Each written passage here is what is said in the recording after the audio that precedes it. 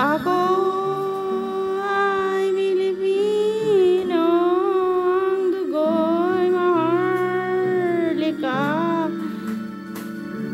likha sa aking puso, at ika'y ay ganda sa Pilipinas na aking bayan, lantay na perlas ng silanganan,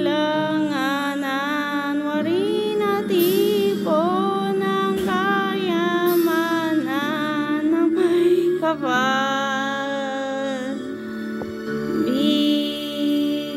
Bigay sa aking talino, sa mabuti lang laan, sa aking katutubo ang maging mapagmahal.